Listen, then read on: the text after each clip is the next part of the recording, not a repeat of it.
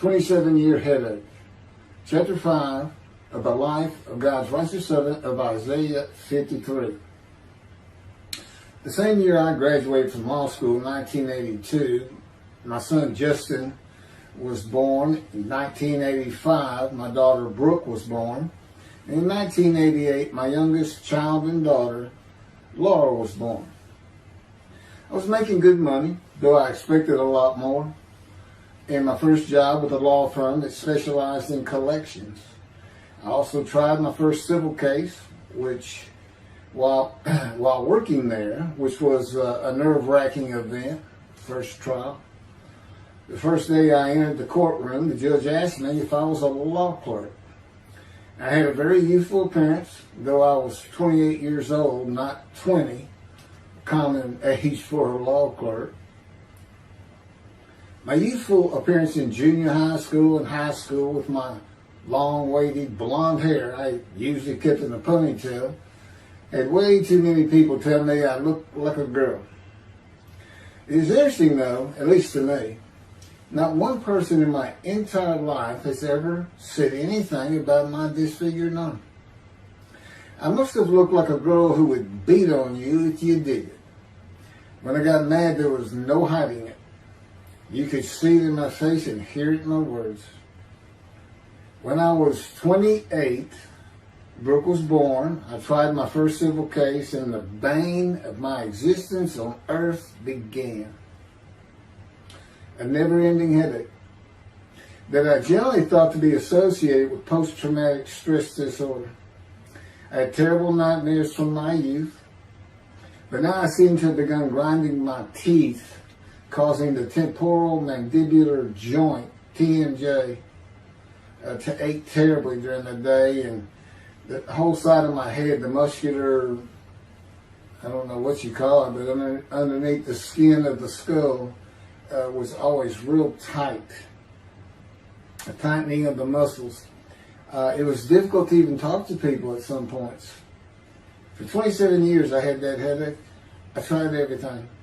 Even surgery on the TMJ, and another surgery where the doctor severed my upper jaw and then trisected it from my skull and spaced it to fit my lower jaw. All to no avail. I could not stop the nightmares and the grinding of my teeth. Mouth guards helped my teeth, but the pressure was still there. I literally feared going to sleep. I didn't want to wake up the next day sometimes because I knew how bad the pain would be there again. It completely ended my dream of being a trial lawyer. So I got an associate position in an oil and gas firm and began learning how to prepare title opinions for oil and gas companies on tracts of land they plan to drill on. Basically, a title opinion is you start from sovereignty, which is when the state granted the land to someone, usually great, large tracts of land. And from there, you get parceled out and cut up. And I'd be chasing one small tract within a very large one almost 200 years ago in the early 1800s. And I would have to create genealogical charts of heirship, for people who died without a will. And they had to know who the family members were. And I got very good at it. And I really enjoyed it. I'd go to small towns throughout Texas and into their courthouses where they would keep all the records of every transaction, of every piece of land in the county. But anyway, there's an awful lot to it. I do go into it in some detail in the book, but I'm not going to for this video.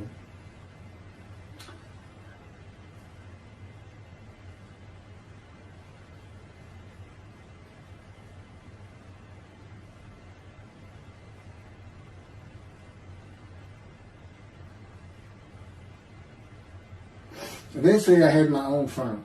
It's just me.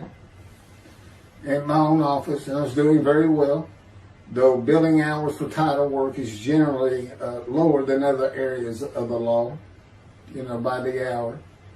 But I had also been involved in multi-million-dollar sales of production between oil and gas companies, probated wills, prepared affidavits of heirship, worked with landmen to fix title defects, appellate work, including arguments before justices, plea bargaining criminal cases for defendants, and anything else that came my way. Then it all stopped, and once again I was fighting for my life in 2001. This is chapter 6, skin, colon, and lung cancer. Oh, just God would have me tell you, he gave me those headaches. When he came to me, I stopped having nightmares. He provides my dreams for me, man. And often as a learning experience. But the grinding of the teeth, everything stopped, and I thought it was just because I wasn't having nightmares, and took away any symptoms of PTSD, for which I was receiving money from an insurance company for disability, partial disability. And that went on for about 7 years. Then one day we're out walking, year 7 of 13, and I had that headache. It just came, and I just stopped. And I said, "You got to be kidding. You did not give me those headaches." He said, "Yes, I did. It's necessary. You are considered the suffering servant of Isaiah 53. You had to suffer your entire life until you're suitable for my purpose," and that includes fitting every verse of Isaiah 53. At that time, I had finally read it, 7 years into all this. It was about year 2, I think. But yeah, he did. And, I ended up taking painkillers left and right and drinking with it, as so many people do. I was able to maintain, my life, my work, and everything, but it was enough to put the strain on my marriage that I pretty much blamed myself for it. And I told him I did it. That's the only time I got hot. Disfigure me, gut shot, those things, they didn't bother me. But I said, you hurt my children terribly with that. Because I became a bad father. I wasn't the father I could be. They love me and I love them. We don't have any serious risks. They're off living their lives and they're all doing great.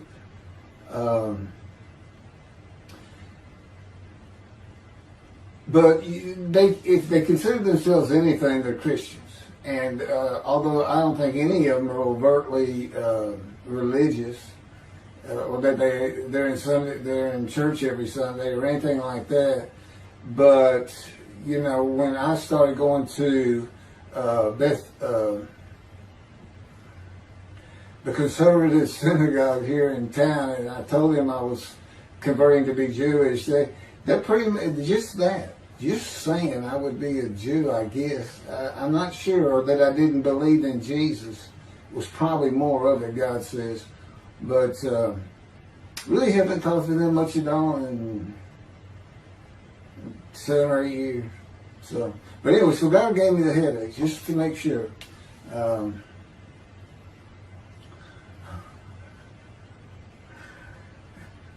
Anyway, I was married to Denise for 18 years, and we divorced in 1997 for irreconcilable differences. We agreed that she maintain custody of the children. The first to leave was Justin, and he came and lived with me. Then Brooke started getting in trouble, who is as tough as she is beautiful. Her mom's very difficult to get along with. Justin was a lot like me at his age, and trouble followed him everywhere he went. Like me, he was hard to talk to, and like me, his getting out of high school was a coin flip. He's doing great. He learned the oil and gas landman business, and I helped him out as much as I could, and friends of mine helped him out even a lot more. And he's very successful now. Married, no children. Laura's married, no children. She's got a great job. And Brooke is married with 2 children. I have 2 grandchildren. Long life, see his children. You'll see what I'm talking about, long life, when I get to the lung cancer that God chose to crush me with. Something had to be done, and to make matters worse, Denise had met a man and they were going to get married. But he didn't want Brooke. to be part of their new family, or Justin for that matter. He wasn't going to go stay with them anyway. Now, I had 2 of the children, and she had 1, but all still in her custody according to the divorce decree. So anyway, I stopped paying child support on those 2, but had not gotten around to the proper revision of the divorce decree when I took Justin and Brooke with me to live on the Big Island, Hawaii. Laura came with us to visit for a month.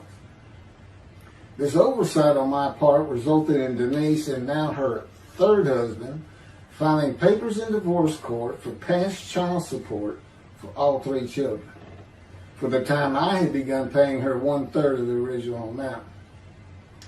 I represented myself.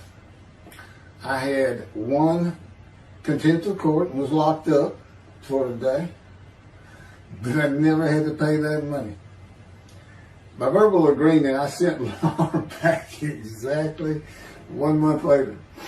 I could not leave her out, and I wanted her to see where her brother and sister would be living. They were also close and protective of each other, and still are to this day. And she was so sad. One of the hardest and emotionally painful things I have ever done was put her on the plane back to Houston. I can't think of anything else. The backdrop to moving to Hawaii was my firm was in dire need of new work. But the oil and gas industry was down. It's always up and down. And my clients were not drilling.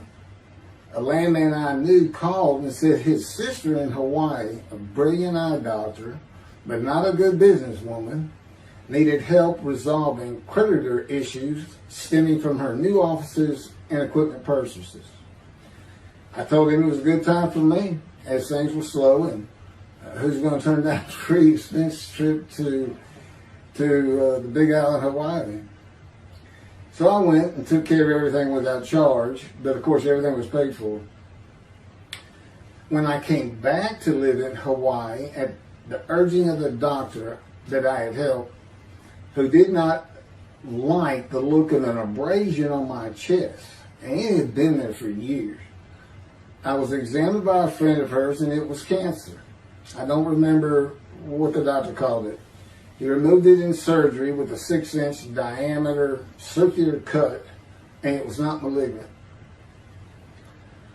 I could practice in just about any area of the law, and all I had to do was pass the Hawaii bar exam, one of the toughest in the nation.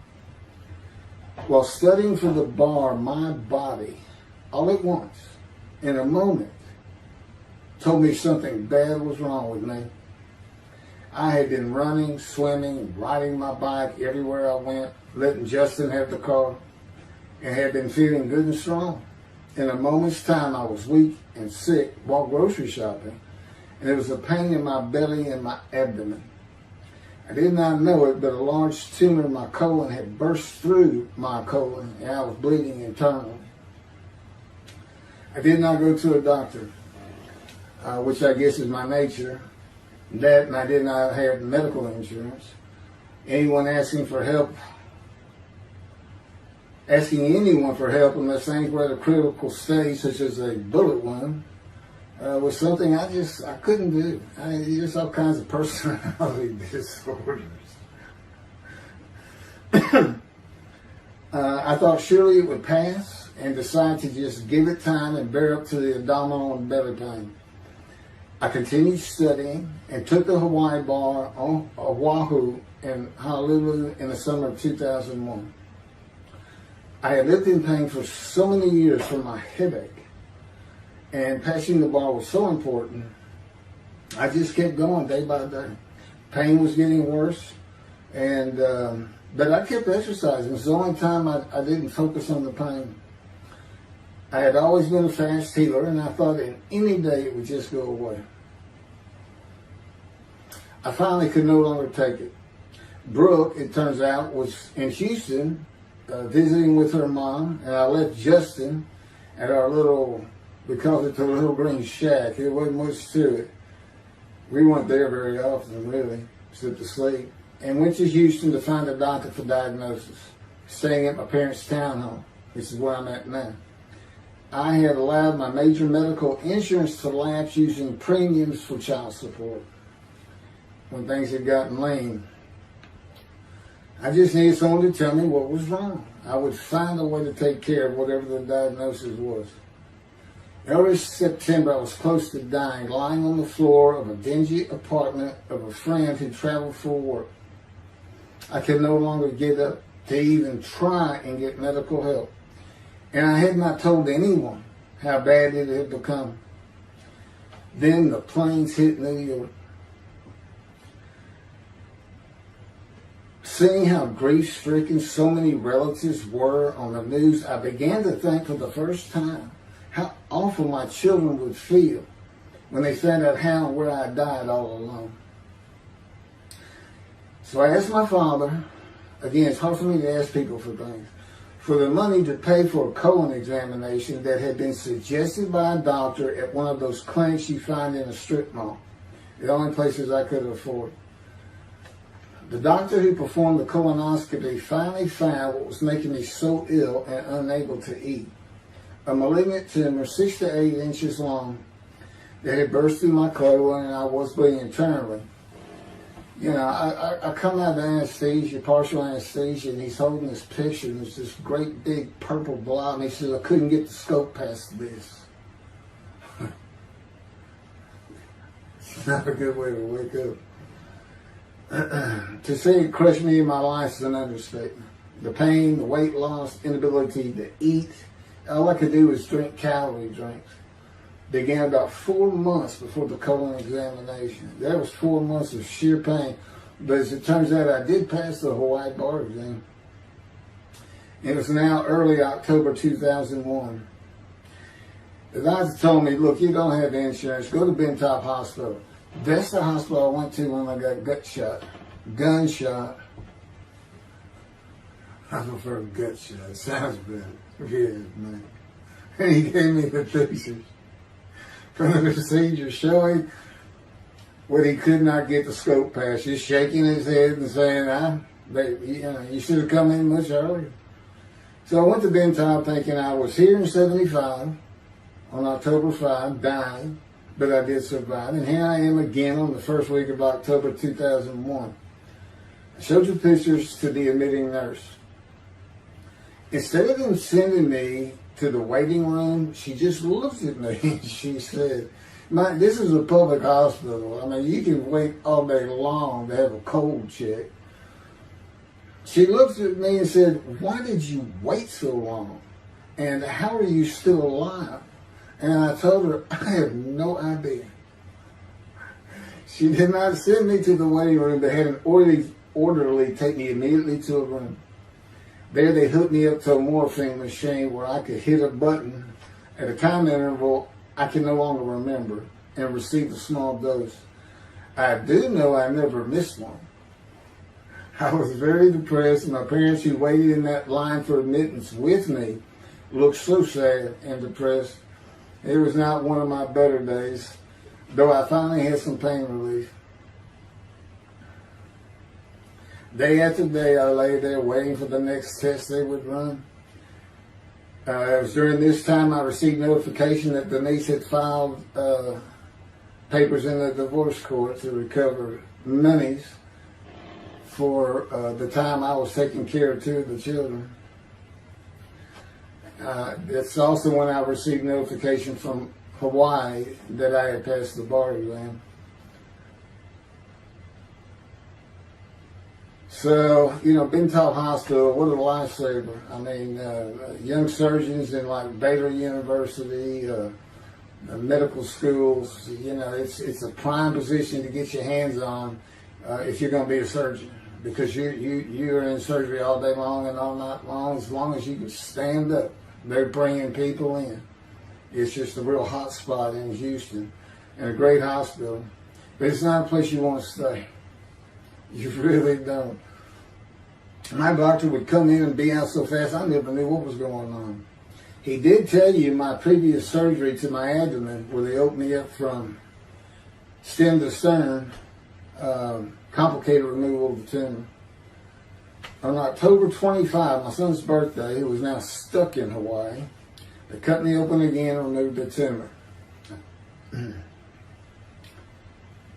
It was about a week or so later, I was released with a schedule for chemotherapy. I returned to the dingy apartment all alone. I just stared at the television for weeks. I did, and chemo is so depressing for those who had to go into it. A small room with big chairs for about 20 people who all looked like death, including me. Everyone with an assortment of bags of chemo dripping into our arms for hours. It took about 8 hours before I really got sick from it. And I had to park a long way to avoid paying for parking and drive a long way to the apartment. It was a very gloomy fall and winter. When I completed my chemo of once a week for 6 or 9 months, more tests were scheduled. I do not remember how many months the chemo lasted.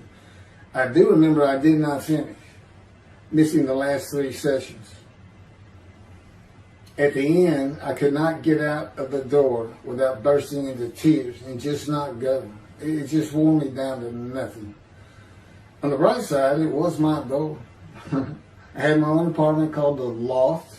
It was brand new and very nice on a bayou close to downtown Houston with a running trail alongside it and lots of woods near Memorial Park where I had been running a 3-mile circuit since high school.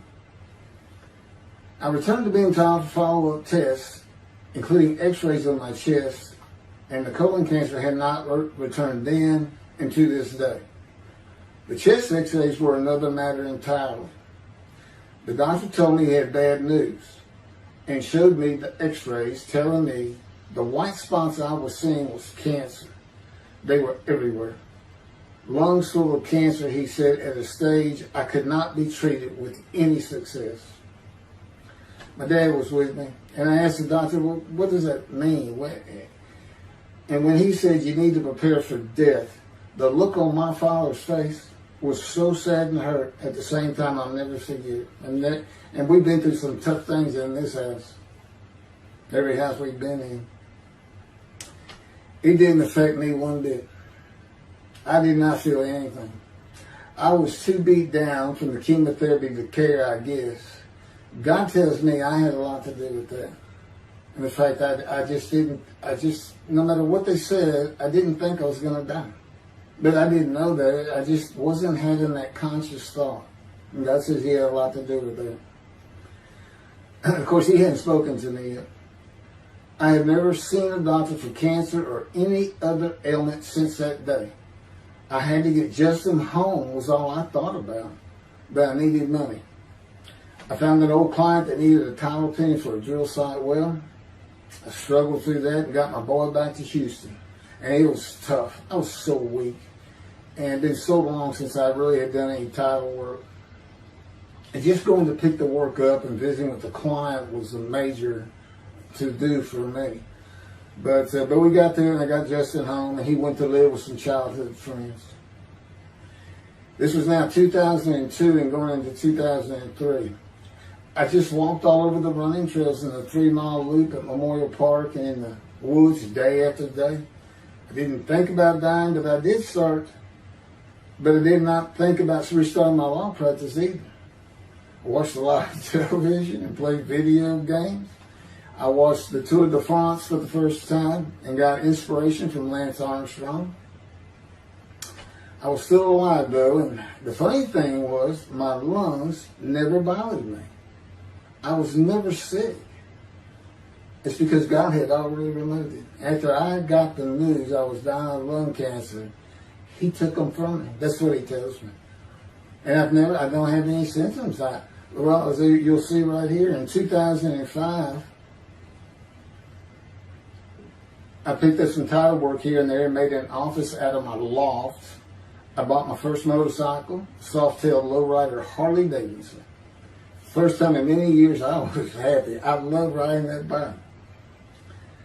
In 2006, I did some landman work for standard day wages and began dieting and running.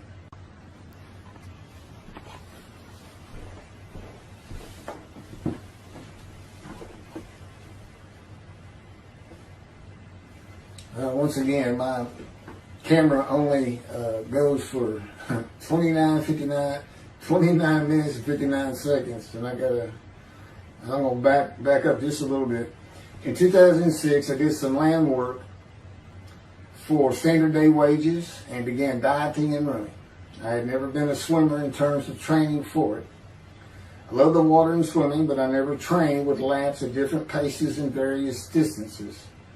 Mostly because I was so slow, because of my right arm. I was reaching an age, though, where endurance in my running was more important than speed. And so endurance swimming was too. In Hawaii, I had seen the athletes come to Kailua Kona, where we live and where the Ironman triathlon begins and ends. Matter of fact, my little green shack was just right on the route where they start. That was a fun week. It was amazing watching the athletes train and prepare for the race. I would think to myself, a human being, the human body cannot do what they are doing. Yet they were and they did. It's just amazing. I decided to learn how to swim more efficiently and how to train for distance and endurance. Get a regular and triathlon bike and enter some triathlons. I was still alive and finding a direction and purpose in my life. Training every day for long periods of time. It really helped with my headache and I slept better. In 2007, I signed up for the March 30, 2008 Lone Star Half Iron Triathlon in Galveston, Texas, and the October 5, 2008 Longhorn Ironman 70.3 in Austin, Texas. You cover 70.3 miles, and you got to do it under 8 hours. And I did real well in the first one. As far as my time, it's 7 hours and a little bit, but I barely made it without disqualification in the one in Austin. And it was primarily because of the hills. It's this very hilly area in central Texas, I guess. But I did make it, and swore I'd never do another one. But I did it after the first one too. It's tough. My insurance was still paying for my inability to work, primarily based on the headache and a diagnosis of PTSD. So I was not working, and I got real serious in training to swim the 1.2 miles in the ocean, and that would be in Galveston and in a lake in Austin, 56 miles on the bike, and a half marathon, 13.1 mile run. That's what I was able to do with a diagnosis in 2001 of lung cancer that could not even be treated, stage 4. And that's just about impossible. It would take a miracle of God for that to happen, because generally you're going to die within 1 year. They say if you get lucky with good medical treatment, you might make 5 years. But 1 year is the standard, if you can make it that long. That's my proof that I offered myself to guilt for God. Because you can't, it's not something provable. All you can do is show the results of that offer. And again, guilt's an emotion. I got way too many videos and everything to get too detailed on it. But that is the proof. You know, I got the colon cancer 20 years ago when the planes hit New York. And it was 2000. Oh, that was 2001, right. Too many things go through my mind when I start thinking about those cancer years. But God, He removed it. He had something for me to do, but that's verse 10. God chose to crush him with disease. And as I've mentioned, the reason he chose that is to show that I was blemished, defective, could not possibly be an offer for sacrifice, because he knew what the Gentiles were going to do.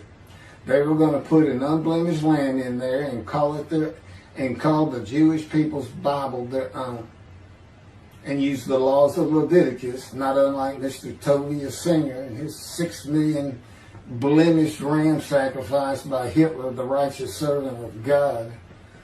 How that seems to read. He's welcome to respond any way he wants to that. But it's on the video, it's in the book, it's in quotes by him. It's from his midrash, from his site. And he said, share this with everybody. Everybody can take it and just share how great my knowledge is. Well, it's lacking in some areas. There's any question he's an intelligent man. But his reasoning capabilities, in my opinion, at least as to Isaiah 53, are severely wanting. I am that man. And God's going to give the Christians hell with it and with me. Just like I just heard this for the first time on the video. When all of a sudden he had me say that Jesus announced he wasn't the man of Isaiah 53 on the cross.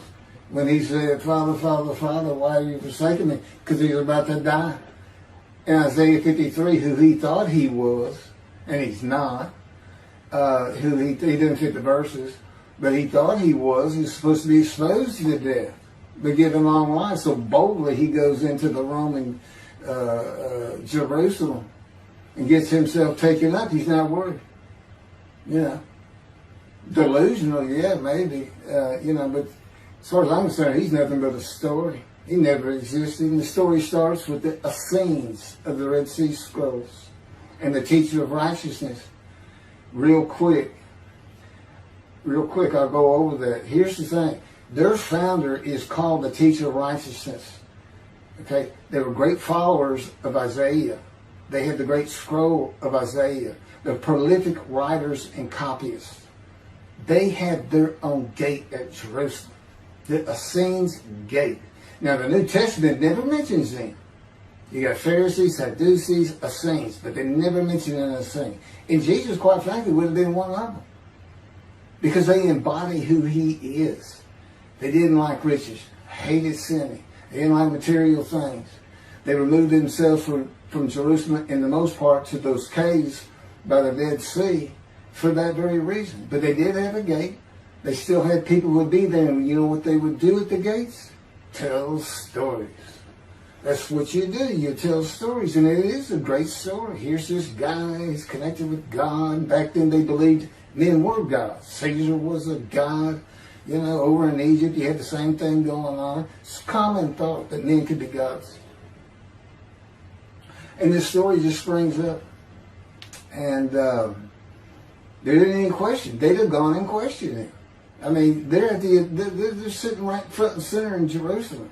You think they didn't hear about this man walking on water, raising the dead, feeding 5,000 with 2 fish and 5 loaves, turning water to wine? That alone, Rome would have said, Caesar would have said, he does what? He turns water to wine. Bring him to me. Don't touch a hair on his head. You don't kill the man who turns water to wine. You send him out with your armies. Make your men happy. It's there's so many ridiculous aspects to it. Most particularly, God performed a human sacrifice for the sinning Gentiles. He's left the sinning Jews for the sinning Gentiles. But he gives them an out, these Gentiles, not his chosen. He gives them an out. I know, I'm going to kill my son for you. So that you'll be forgiven of violating my commandments and laws. If anybody knows God, and the Jews do, and I know him like nobody's business, that's not him. That's not him. I mean, he told the Jews, I'm never going to leave you, but I will punish you. Now that's him. That's him. And he'll put you through hell just to make you a better person, a better people. And he has no plans of changing that. He's not going to change the minds and the thinking of billions of people to make them love the Jew.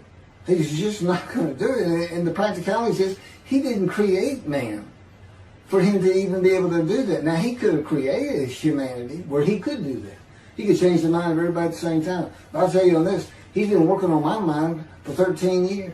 It is one brutal cop bump. It's a very one-on-one affair. Now, he says, I could just kill everybody. I mean, that's easy enough. That's easy. I could just kill everyone, but He said, that's not, it's all about this. You got to know how to read the Bible.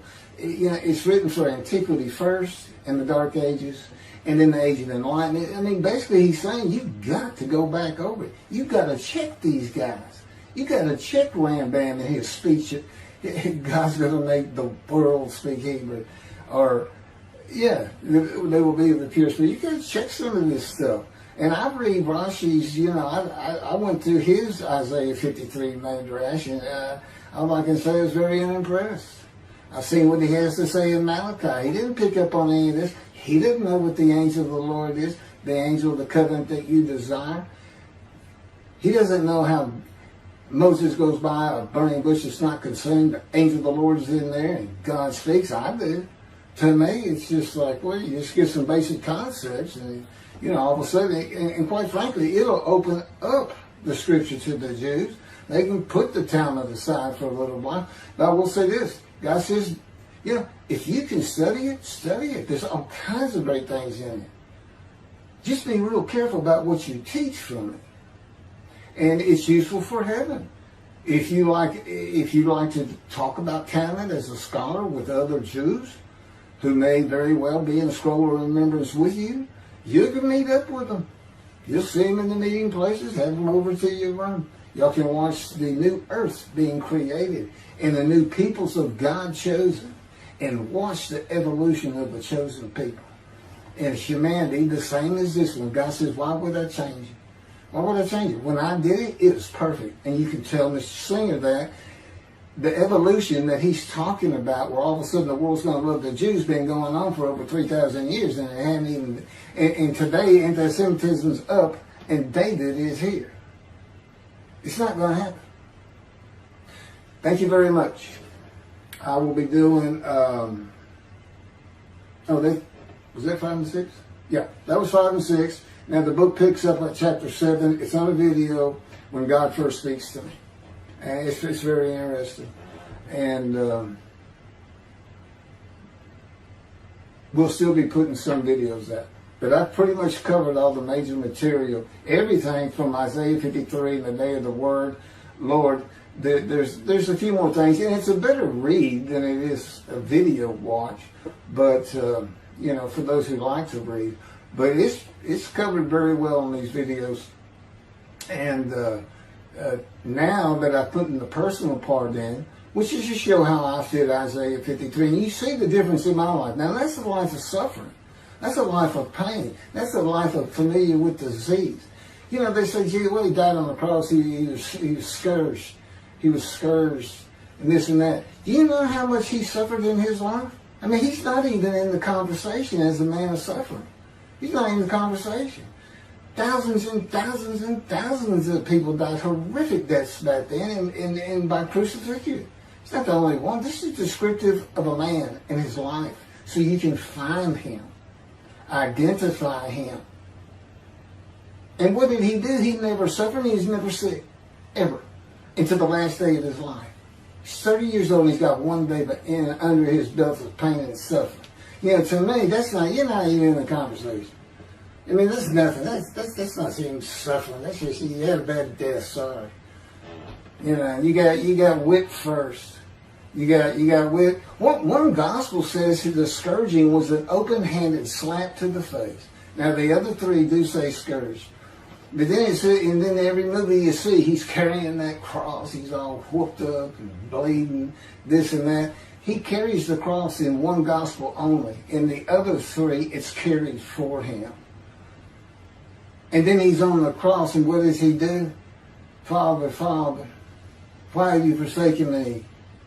And then the gospel says, one of them, and then he gave up the ghost. He gave up and died. I laid in the back of an ambulance for 8 hours, doing everything I could in my power to stay alive. Just gave up the ghost. There's another video where we make that a little bit more humorous. Anyway, thank you for listening, and I guess that's it. Thank you.